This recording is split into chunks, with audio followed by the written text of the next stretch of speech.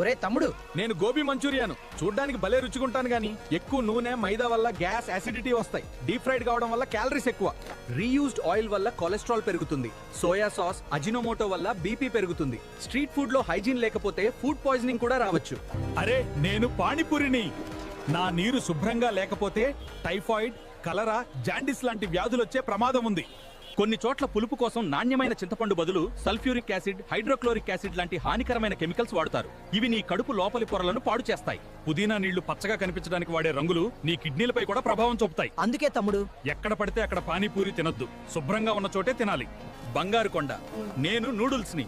నాలో వాడే chilli sauce, soya sauce, vinegar లో సోడియం, ప్రిజర్వేటివ్స్ ఎక్కువగా ఉంటాయి.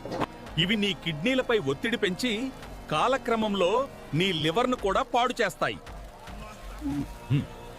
నన్ను ఇంకా ఆకర్షణీయంగా కనిపించడానికి సింథటిక్ రంగులు, ముఖ్యంగా రెడ్ చిల్లీ సాస్ లో వాడతారు. ఇవి క్యాన్సర్ కూడా కారణమయ్యే ప్రమాదం ఉంది. స్ట్రీట్ నూడిల్స్ లో రుచి కోసం ఎంఎస్జీ ఎక్కువగా కలుపుతారు.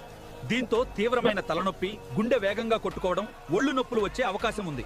మా మాట వినండిరా బాబు. బయట రుచి క్షణమే, ఆరోగ్యం జీవితాంతం. అందుకే ఇంట్లో శుభ్రంగా వండుకుని తినండి. మీ ఆరోగ్యాన్ని కాపాడుకోండి.